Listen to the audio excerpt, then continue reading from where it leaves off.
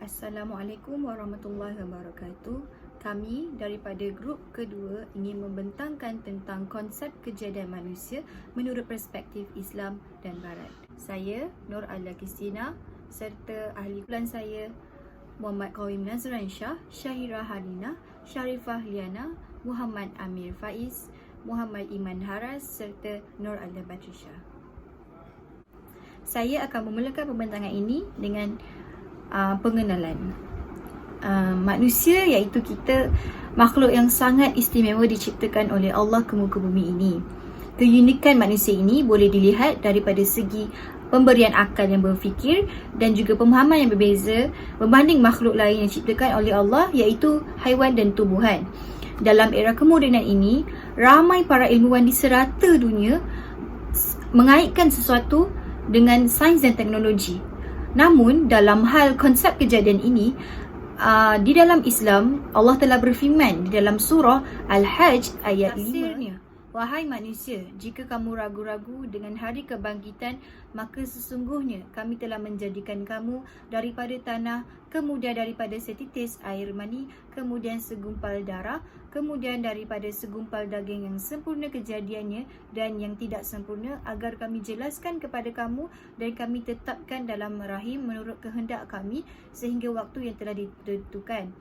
Kemudian kami keluarkan kamu sebagai bayi, kemudian dengan beransur-ansur kamu menginjak dewasa, dan di antara kamu ada yang dimatikan dan ada pula di antara kamu yang dikembalikan sehingga usia yang sangat tua, sehingga dia tidak lagi mengetahui sesuatu yang diketahuinya.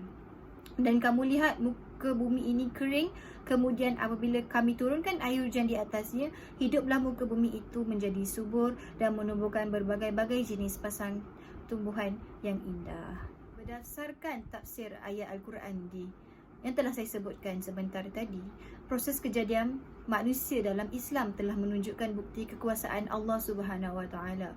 Allah Subhanahu Wa Taala menjadikan manusia pertama iaitu Nabi Adam daripada sari pati tanah. Daripada ayat di atas juga telah menunjukkan keunikan kejadian manusia yang diatur sangat rapi dan sangat sempurna. Allah Subhanahu Wa Taala menyuruh kita manusia untuk meneliti dan memikirkan kejadian kita sendiri supaya dapat merasakan kekuasaan dan kehebatan Allah Subhanahu Wa Taala serta kelemahan dan kehinaan manusia. Manakala konsep kejadian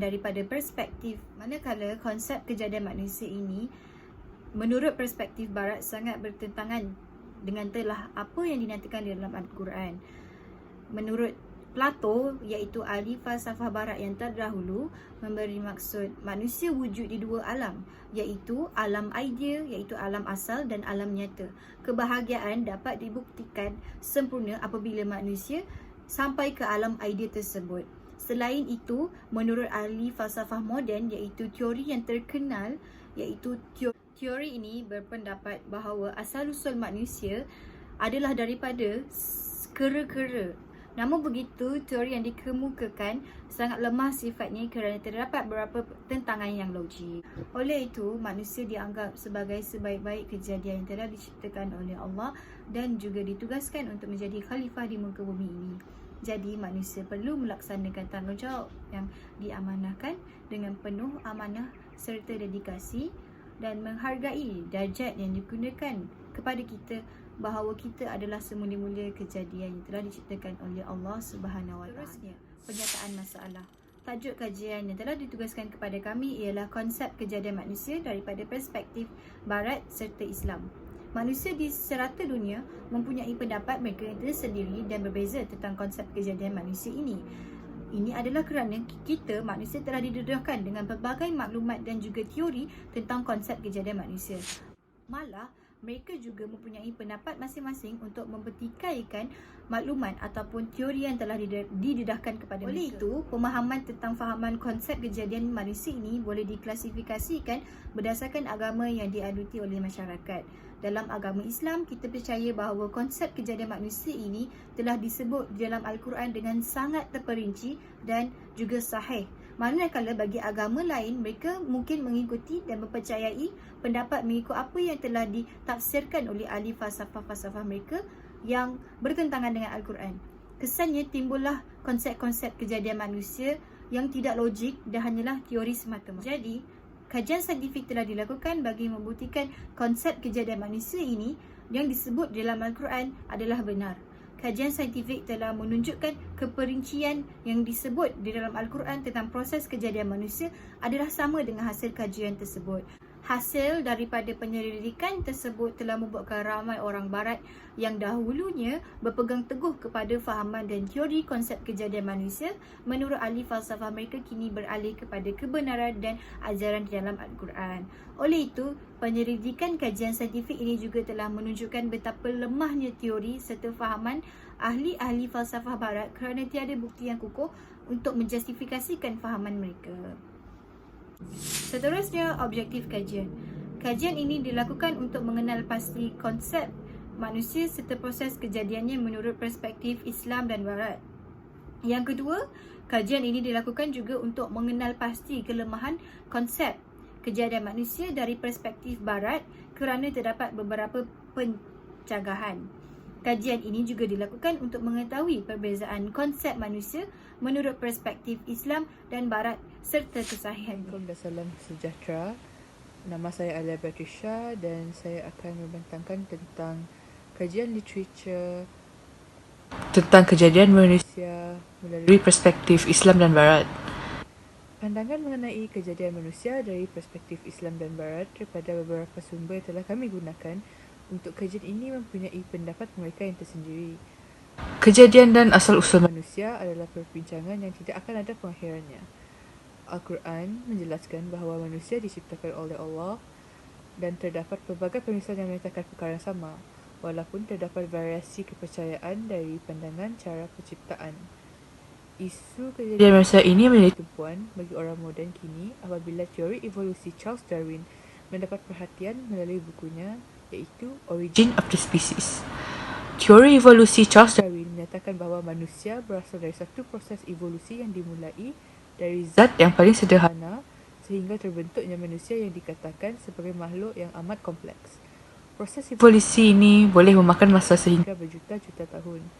Walau bagaimanapun, Harun Yahya melalui tulisannya Penipuan Evolusi berpendapat bahawa Darwin adalah satu penyelewengan falsafah yang materialisme kerana mengandungi fakta yang palsu mengenai asal kejadian manusia yang telah menolak kewujudan seorang pencipta, iaitu Allah SWT. Ahmad Syafi'i pula dalam kajiannya Kritik Islam atas teori evolusi Darwin mengatakan teori evolusi Darwin dapat dibenarkan melalui ilmu pengetahuan kerana teori ini yang memulanya mengungkap misteri asal-usul manusia namun tidaklah diterima terus sebagai benar kerana Al-Quran dan hadis telah menerangkan penciptaan manusia pertama iaitu Adam AS. Selain itu, Atmun Nadi dalam penulisannya Kun Fayakun, buku keempat Man Arafa Nafsahu Faqat Arafa Rabbahu, menyebut tentang pemandangan ahli falsafah yang mengatakan Nabi Adam AS adalah simbol manusia pertama yang memiliki kemampuan akal seperti manusia zaman kini. Ini membuktikan lagi bahawa manusia mempunyai ilmu untuk membezakan yang baik daripada yang buruk dan mempunyai tanggungjawab untuk menjadi khalifah di muka bumi ini. Semua ketetapan Allah SWT ada hikmahnya yang tersendiri dan hanya Dia yang tahu tentang segala perkara. Akhir sekali, dalam kajian Manusia Menurut Konsep Al-Quran dan Sains oleh Ika Kurniawati dan Nur Hasanah Bahtiar, ajaran Islam memandang manusia sebagai khalifah Allah di bumi yang ditugaskan untuk mengurus, membangun dan mengolah bumi serta memakmurkannya sesuai dengan petunjuk Allah Ta'ala.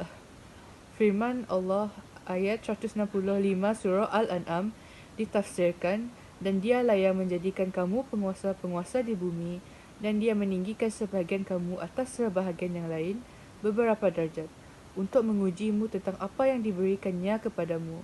Sesungguhnya Tuhanmu amat cepat siksaannya dan sesungguhnya Dia Maha Pengampun lagi Maha Penyayang. Ini mengukuhkan lagi bukti bahawa manusia adalah ciptaan Allah yang jauh lebih sempurna dari ciptaan Allah yang lain yang kerana mempunyai rohani dan jasmani serta jiwa, roh, akal untuk berfikir. Assalamualaikum warahmatullahi wabarakatuh. Nama saya Muhammad Amir Faiz bin Muhammad Dus. Jadi pada hari ini saya akan membentangkan konsep kejadian manusia dari perspektif Islam. Jadi untuk yang pertama saya akan menerangkan definisi manusia menurut perspektif Al-Quran. Manusia menurut perspektif Al-Quran adalah manusia adalah makhluk ciptaan Allah yang paling mulia berbanding makhluk lain. Yang keduanya, manusia diberikan akal fikiran untuk berfikir sekaligus dijadikan oleh Allah sebagai khalifah. Terdapat 3 istilah berbeza yang terkenal dalam Al-Quran yang merujuk pada manusia. Yang pertama, Al-Bashar. Al-Bashar ini bermakna manusia adalah anak keturunan Nabi Adam dan makhluk yang secara semula jadinya gemar kepada makan dan minum. Bashar ini telah disebut dalam Al-Quran sebanyak 36 kali. Dan maksud Al-Bashar ini adalah kehidupan manusia terikat dengan kaedah atau prinsip kehidupan biologi seperti berkembang biak. Manusia dalam konsep ini dapat berubah secara fizikal, iaitu daripada muda, daripada hingga ke tua dan seterusnya meninggal dunia. Okey, konsep yang kedua pula adalah Al-Insan yang bermaksud melihat, mengetahui dan meminta izin. Okey, Al-Insan ini manusia memiliki kemampuan akal fikiran untuk berfikir, ya, untuk melakukan inovasi, melakukan eksperimen, ya. Ini adalah kelebihan yang Allah beri kepada manusia. Okey. Yang ketiga, Al-Nas, ya, merujuk kepada fungsi manusia sebagai makhluk sosial yang tak dapat dipisahkan sendiri. Al-Nas ini menekankan kita untuk menjaga hubungan kita sama manusia, ya, sebagaimana kita dengar juga hablum minallah hablum minan nas.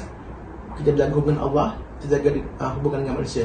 Maka apabila hubungan itu dapat dipelihara, dapat dipupuk, dapat disatu padukan, maka sudah tentu kita akan dapat melahirkan masyarakat yang majmuk, melahirkan masyarakat yang tidak berpecah belah. Dan seterusnya saya akan menerangkan dapatan kajian, iaitu ayat-ayat Al-Quran dan Al-Hadis tentang kejadian manusia. Yang pertama, surah Al-Baqarah ayat 30. Maka dalam ayat ini diterangkan Allah hendak tahu sejarah kita, asal-usul kita, kedudukan dan kelebihan yang ada pada kita sebagai manusia. Keduanya, ayat ini adalah peringatan dari Allah yang telah beri darjat tinggi kepada kita. Ya, kita kena laksanakan tugas kita dan amanah yang Allah telah berikan kepada kita. Surah yang kedua adalah surah Al-Nisa ayat 59. Ayat ini, manusia perlu melaksanakan tugas khalifah dengan mentaati segala perintah Allah dan Rasulnya. Ya, situasi ini amat penting agar manusia berfungsi sewajar dan sebaik-baiknya serta berada di jalan yang benar. Okey, dalam surah ini pentingnya sebagai kita manusia, kita ada tugas kita ada tanggungjawab kita kepada setiap insan, tanggungjawab kita kepada Allah, tanggungjawab kepada orang sekeliling. Terlalu banyak tanggungjawab, maka kita harus laksanakan amanah ini dengan sebaik-baik agar manusia kita menurut perspektif Islam berfungsi dengan mengikut jalan yang benar. Seterusnya dalam surah yang ketiga pula, surah Al-Ahzab ayat 72. Sungguhnya kami telah kemukakan tanggungjawab amanah.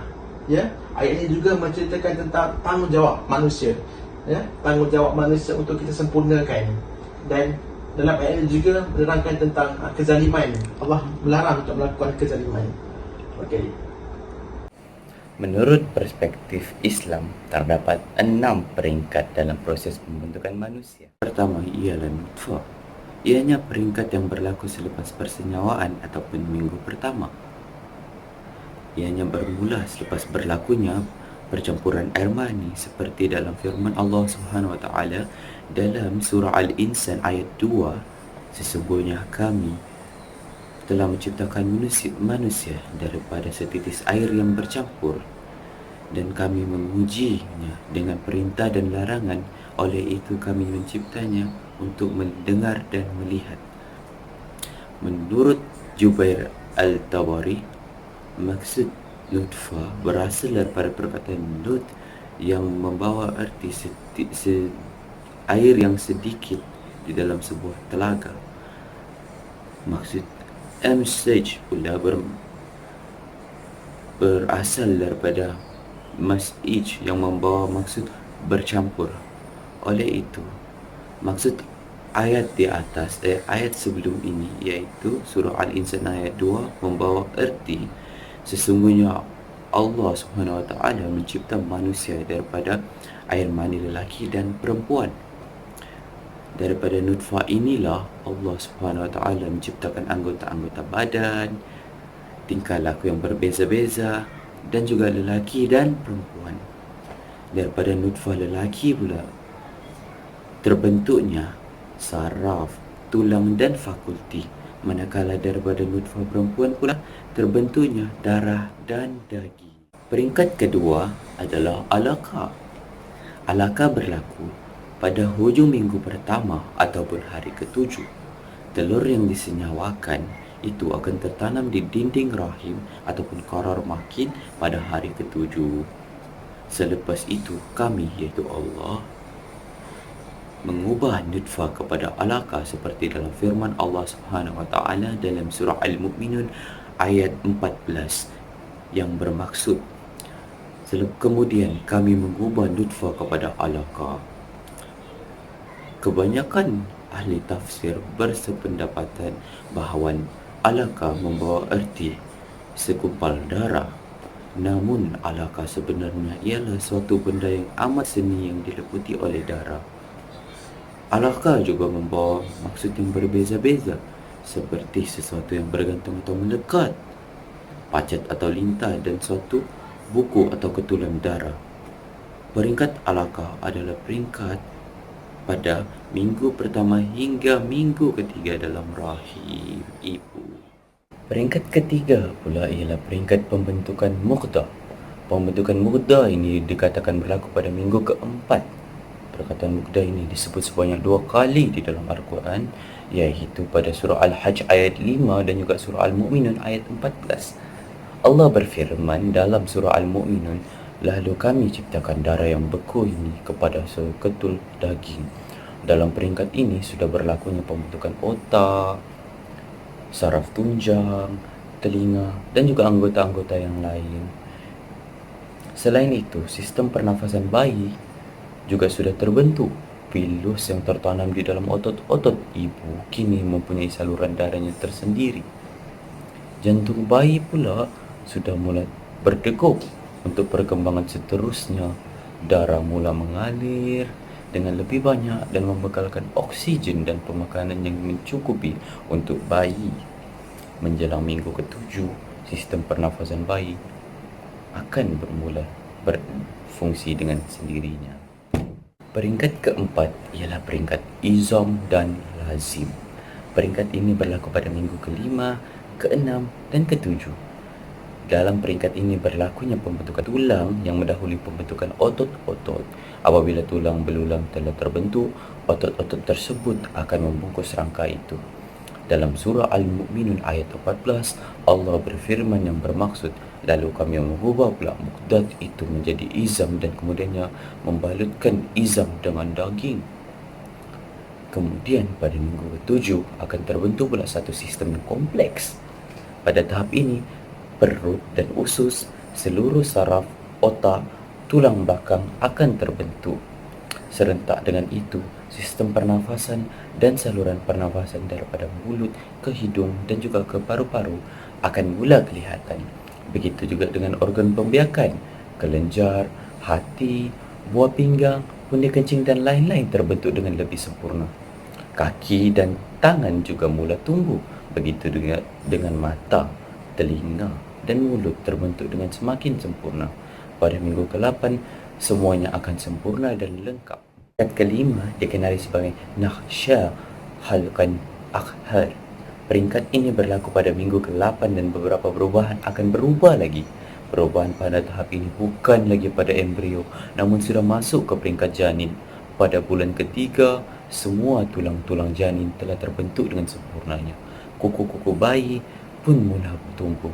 Pada bulan ke-4 pula, pembentukan yuri menjadi lebih lengkap, sehingga menyebabkan bagi prenatal bayi dalam kandungan itu hanya untuk menyempurnakan semua anggota yang sudah wujud. Walaupun banyak perubahan yang berlaku, namun perubahan tersebut hanya pada ukuran bayi sahaja. Peringkat ke-6 dan terakhir ialah peringkat nafkur roh. Peringkat ini ialah peringkat penyupan roh ke dalam jasad bayi. Para ulama Islam bersepakat mengatakan peniupan roh ini berlaku selepas 40 hari dan selepas terbentuknya organ-organ tubuh termasuklah organ seks. Nilai kehidupan bayi telah pun bermula sejak dari alam rahim lagi. Ketika di alam rahim, perkembangan naik bayi bukanlah proses perkembangan fizikal semata-mata. Namun mereka telah pun mempunyai hubungan dengan Allah SWT melalui keikatan kesaksian sebagaimana yang disebutkan oleh Allah di dalam surah Al-A'raf ayat 172, di mana Allah SWT berfirman, dan ingatlah wahai Muhammad ketika Tuhanmu mengeluarkan zuriat anak-anak Adam turun-temurun daripada tulang belakang mereka, dan ia jadikan mereka saksi terhadap diri mereka sendiri sambil ia bertanya dengan firman-Nya, bukankah aku Tuhanmu? Mereka semua menjawab, benar, engkaulah Tuhan kami. Kami menjadi saksi. Yang demikian supaya kamu tidak berkata pada hari kiamat kelak, sesungguhnya kami adalah lalai, tidak diberi peringatan tentang hakikat tauhid ini. Dengan ini, entiti roh dan jasad saling bantu-membantu untuk meningkatkan lagi martabat dan kejadian insan di sisi Allah SWT. Setelah semua peringkat ini telah selesai, barulah seorang yang bergelar ibu dapat melahirkan seorang bayi yang sihat. Sadaqallahul azim. Assalamualaikum. Saya ingin menceritakan tentang kisah penciptaan Nabi Adam AS. Okey. Manusia pertama yang diceritakan oleh Allah adalah Nabi Adam. Beliau adalah bapa dan juga nenek moyang kepada semua manusia di seluruh dunia. Allah berfirman bahawa, wahai anak Adam, janganlah kalian terfitnah oleh syaitan sebagaimana dia telah mengeluarkan kedua orang tua kalian dari syurga, di surah Al-A'raf juzuk 7 ayat 27. Dan Allah menyebutkan dalam ayat di atas bahawa Adam dan pasangannya iaitu Hawa adalah orang tua kepada kepada seluruh dunia, yang dunia sekarang ni lah. Dan Adam AS diceritakan oleh Allah dari seragam tanah yang Allah ambil dari seluruh permukaan tanah di bumi, di seluruh bumi. Dan maka selepas itu lahirlah anak Adam yang sesuai dengan asalnya tanah, iaitu kita semua. Di antara mereka ada yang berkulit putih, merah, hitam dan berpadu antara warna-warna tersebut. Antara mereka ada yang bersifat lembut dan kasar, serta perpaduan antara keduanya, serta di antara mereka ada yang baik dan jahat. Sebelum menceritakan Nabi Adam AS, Allah terlebih dahulu memberitahu kepada para malaikat bahawa dia akan menciptakan manusia di muka bumi. Mendengar ini, para malaikat menanyakan kepada Allah kenapa ingin mewujudkan manusia lagi, yang untuk apa hikmah tentang penciptaan manusia di muka bumi. Namun begitu para malaikat meneruskan juga ibadah dan juga memuji dan bertasbih kepada Allah, walaupun mereka tahu yang Allah akan menciptakan manusia. Dan sementara itu malaikat memberitahu Allah bahawa manusia ada kemungkinan akan membuat kerosakan dan menumpahkan darah di muka bumi. Menjawab ini, Allah mengatakan kepada mereka bahawa, mengatakan kepada para malaikat, Allah lebih mengetahui tentang apa-apa yang tidak diketahui oleh para malaikat. Iaitu Allah berfirman, ingatlah ketika Rabbmu berfirman kepada para malaikat, sesungguhnya aku hendak menjadikan seorang khalifah di bumi. Mereka berkata, mengapa engkau hendak menjadikan khalifah di muka bumi itu orang yang akan membuat kerosakan padanya dan menumpahkan darah, padahal kami sentiasa bertasbih dan bersujud kepadamu dan memuji engkau dan mensucikan engkau. Allah berfirman, sesungguhnya aku mengetahui apa yang tidak kamu ketahui. Iaitu tertulis di surah Surah Al-Baqarah ayat 2, juzuk 2 ayat 30. Dan perkataan para malaikat tentang kerosakan dan pertumbuhan darah yang akan dilakukan manusia di muka bumi berdasarkan apa yang pernah dilakukan jin dahulu, bahawa jin dahulu pernah mendiami bumi dan mereka melakukan banyak kerosakan, dan mereka khawatir yang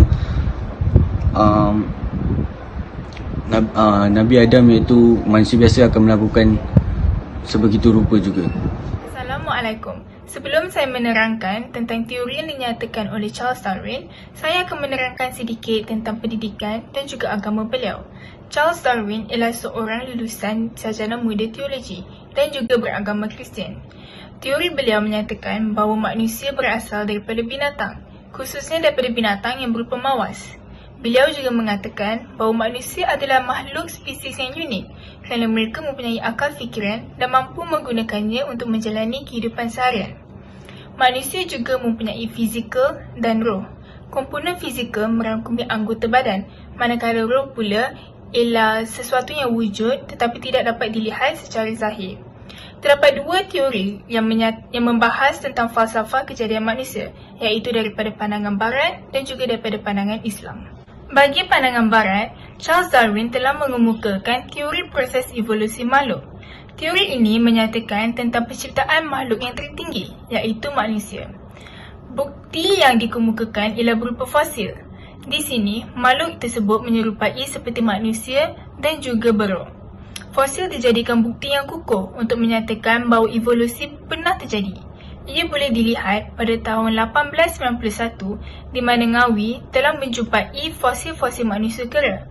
Fosil ini menjadi penghubung antara bentuk kera dengan manusia yang sempurna yang selama ini dicari.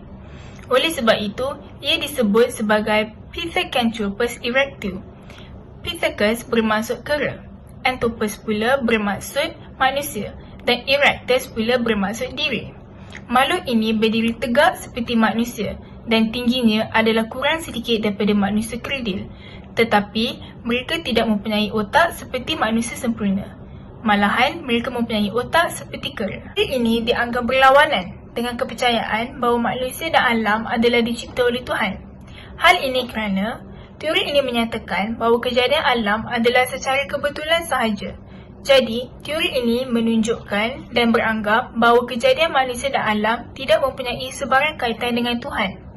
Atau dalam kata lain, Tuhan tidak mencipta manusia, tetapi manusia dicipta melalui proses evolusi haiwan. Assalamualaikum warahmatullahi wabarakatuh.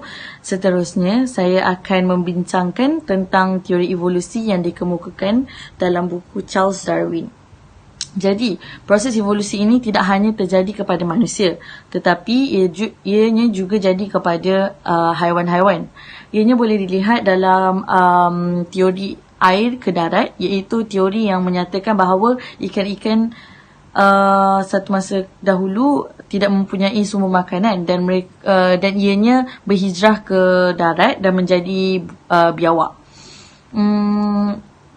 Proses evolusi bagi manusia mempunyai 3 peringkat, iaitu Australopithecus, iaitu jin kera, dan yang kedua ialah Homo erectus. Homo erectus ialah manusia yang berdiri tegak, dan yang ketiga Homo sapiens. Homo sapiens ialah manusia moden yang hidup zaman sekarang. Ianya dipercayai telah wujud dari lebih 500,000 tahun yang dahulu. Dan manusia ini dianggap sebagai peringkat yang tertinggi bagi haiwan. Walaupun teori ini mendapat sambutan ramai dan ianya mempunyai pengikutnya sendiri, ianya masih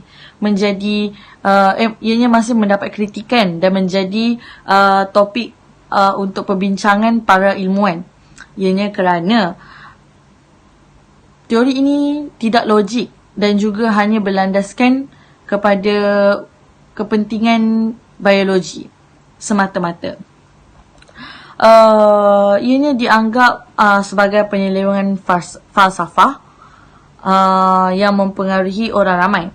Jika tidak diperhatikan dengan lebih teliti, mungkin akan ada yang percaya tentang teori ini kerana ianya mendakwa bahawa manusia wujud adalah secara kebetulan dan ianya disebabkan evolusi. Kesimpulannya, teori Darwin ini boleh diguna pakai untuk mengambil tahu dengan lebih dalam tentang kewujudan manusia, tetapi ianya tidak boleh diguna pakai kerana ianya hanyalah pandangan dari barat dan ianya tidak mempunyai bukti yang kukuh. Sekian, terima kasih.